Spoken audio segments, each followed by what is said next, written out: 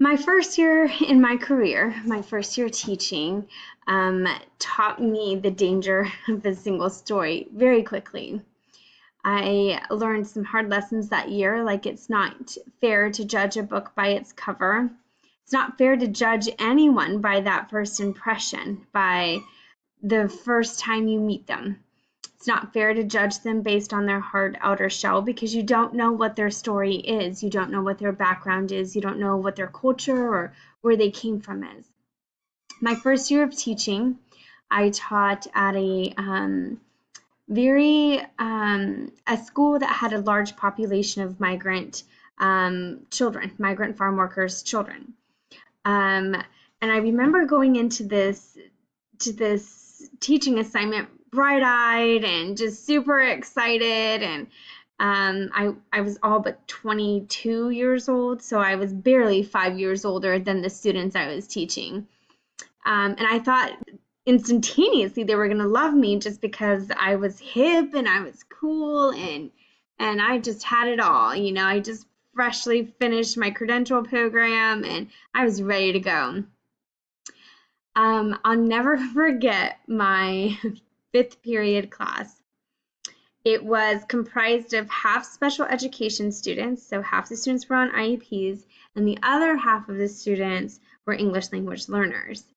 Um, so blindly I thought, well, this is every class, right? I mean, everyone is like this, but I think I think as I thought about it more, I was being tested to see if I could handle life. Um, this class was my most difficult, challenging class. They often didn't like the assignments I was giving. They were often giving me lip. I'll never forget this student, Alejandra, for as long as I live. She came in and she just gave me the attitude. It was just shaking her head, it was frowns, it was rolling of the eyes, and I could not believe the toot I was getting from Alejandra. Like, come on. We were we were practically the same age. I was totally cool. But I didn't know I had to draw that line. Like, I was the adult, she was the student, I was the teacher, and so I totally did the whole rule of don't smile until till Halloween, try and be strict. So this class was just so difficult. So one day after a very hard day of work, after I cried a little bit once the students left, they weren't getting it. They weren't getting anything I was saying. I mean, half of them were on IEPs, half were English language learners. Who knew how I was supposed to teach The Great Gatsby, even though it was one of my favorite books? But I went back to something my master teacher had told me was you got to build relationships, number one, and number two, check your curriculum. If you're having classroom management issues, you need to look at those two things. So I must have pulled an all-nighter that night, totally redid my Great Gatsby curriculum. I had to make a whole bunch of games. So I made games of like Monopoly and but Great Gatsby Monopoly and Trivial Pursuit, and I had all these different games and all of these different interactive things, and I had discussion board ideas, and I really learned the material so I could act it out for the students, and it was just a whole revamp of teaching The Great Gatsby, a whole revamp of everything I had done. Then I came in the next day and I did a team building activity with them and a get to know you activity, and then I rolled out this new curriculum. And for just a glimmer of hope I had was just the 5 minutes that I felt like they were all intrigued and interested about The Great Gatsby. Again, if anybody has ever read The Great Gatsby, it's very eloquently worded. F. Scott Fitzgerald just knows language beautifully, but it can at times be over the top of juniors, right? So I had that glimmer of hope, and for some reason, that one moment is all I needed, because the next day I came in and I did another get to know you activity, another team building activity, and then I did another fun interactive lesson. I put them in groups and had them talk and had them dissect the material. And by the end of it, they loved The Great Gatsby. They were coming in asking me what happens next. It was probably one of the greatest moments of my whole teaching career.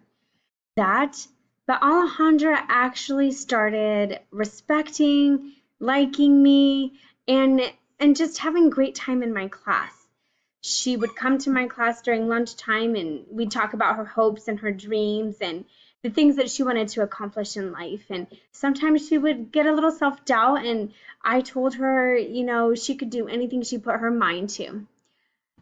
That year, I had gotten pink slipped. It was the year of the pink slip issue in our state.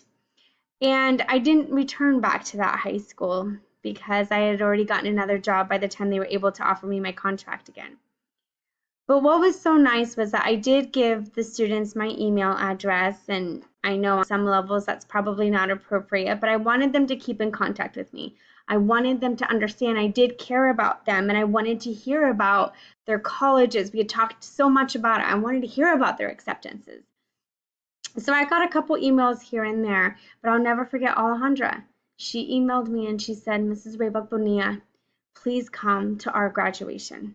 Please come and see me and a couple of the other girls that, we had bonded with at our graduation.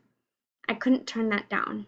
Watching the pride on her face as she walked around the stage, watching the pride of that whole class's face as they walked across that stage, just made one of the greatest memories of my career. As I look back, I know that in that moment, I could have made two decisions. I could have given up on that class, and I could have let that single story of that class, the single story of half IEPs, half EL learners, the single story of them not understanding anything, that single story of the attitude I was getting from them, I could have let that defeat me, and I could have, chalked it up to, man, that was a hard class. But because I looked past that, because I tried to look past that, because I finally had that coming to Jesus conversation with myself that it's either fight or flight, I I decided to do something different, and I'm so glad I did. That story of that class and that story of Alejandra was one of the greatest stories of my career, as I've said 3 times already. But I am so glad that I did not let the danger of that single story stop me. Otherwise, I wouldn't have figured out how wonderful those kids were. I think from that moment, I just always realized I can't let a single story influence my perceptions. I at least have to try to the second, to see what the second story is or the third story, and that just plays more to me than anything. So that's my story of the danger of a single story. Thanks.